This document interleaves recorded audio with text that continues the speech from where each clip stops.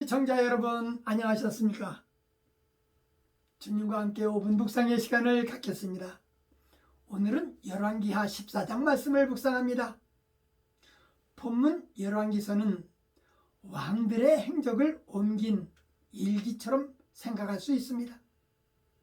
본장은 남유다 왕 아마샤와 북이스라엘 왕 여로보암 2세에 대한 기록입니다. 유다 왕 아마샤는 초기에는 하나님 앞에서 비교적 청직케 행했으나 말년에는 교만으로 실정을 거듭했습니다. 한편 북왕국 여로보암 2세는 역사상 북왕국을 가장 부강하게 만든 인물입니다. 그러나 그들은 번영을 누리면서 점차 교만해져서 죄악을 일삼고 말았습니다. 이때 그들을 깨우기 위하여 하나님께서 보내신 선지자들이 호세아와 아모스와 요나였습니다. 한편 아마샤는 유다 왕이 되자 나라가 부강했을 때 아버지 부왕을 죽인 자들을 죽였지만 그 자녀들은 죽이지 않은 것은 모세의 율법책에 기록된 대로 아비의 죄 때문에 자녀를 죽이지 말라는 명령 때문이었습니다. 그는 약해진 왕권을 다시 회복하여서 에돔을 쳤고 다시 유다에게 부속시켰으며 그 기세를 몰아서 북왕국까지 침공하였습니다.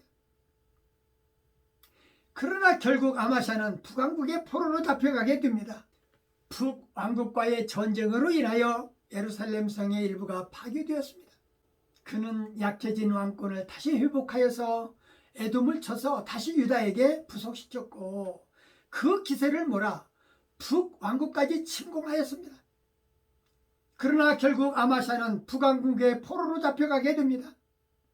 북왕국과의 전쟁으로 인하여 예루살렘 성의 일부가 파괴되었으며 유다 왕궁과 예루살렘 성전의 보물들을 약탈당했습니다. 본문 말씀을 묵상하면서 아마샤의 교훈을 잊지 않도록 해야 할 것입니다.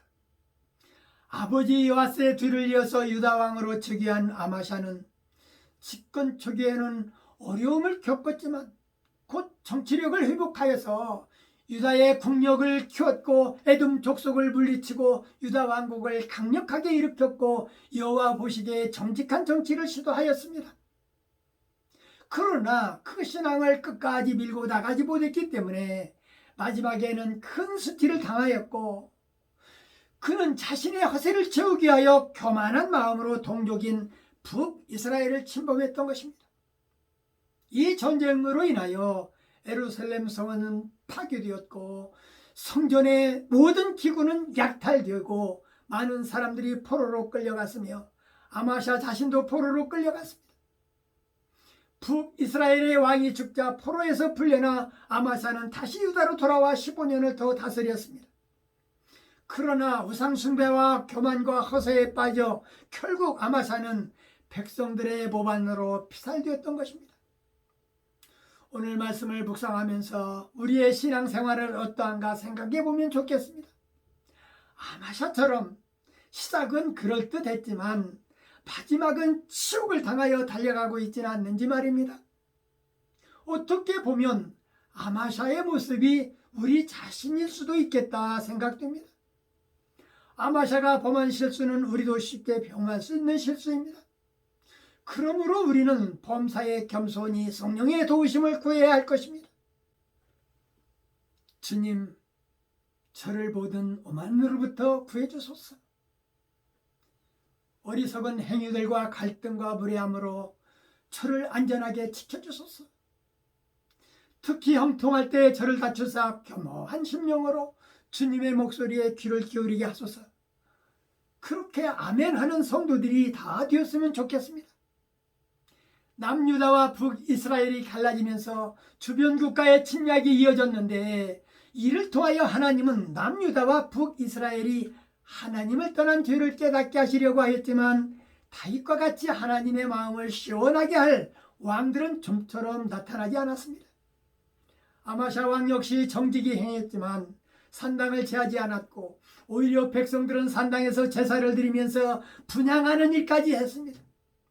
본문은 유다 왕 아마샤가 에돔 사람 1만을 죽인 사건과 북이스라엘 요아스가 죽은 후 그 아들 여로보암이 이어서 왕이 되었고 그 뒤에는 그 아들 스가랴가 대신 왕이 되었고 여로보암 2세는 역사상 북왕국을 가장 부강하게 만들었지만 번영을 누릴수록 왕과 백성은 감사보다는 교만해져서 죄악을 일삼았다라고 그렇게 기록하고 있습니다.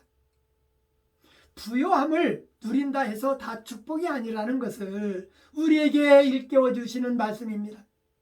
하나님을 향한 감사가 이어져야 하는데 역사의 수레바퀴가 굴러갈수록 지도자의 잘못된 생각과 백성들의 타락으로 인해서 얼마나 많은 사람들이 죽어갔는지, 창세 이후 전쟁으로, 질병으로, 지진으로 죽어갔던 사람들은 과연 얼마나 될까요? 성경은 이 모든 것이 여호와를 잊었기 때문이라고 대답해 줍니다. 타락의 원인은 하나님을 떠났기 때문이고 죄성을 갖고 태어났기 때문이고 욕심과 교만 때문인 것입니다. 믿음의 성도들이 어느 순간에 믿음에서 떠난다면 타락의 길로 갈 수밖에 없다는 것을 저나 시청자 여러분들은 잊어서는 안 될 것입니다.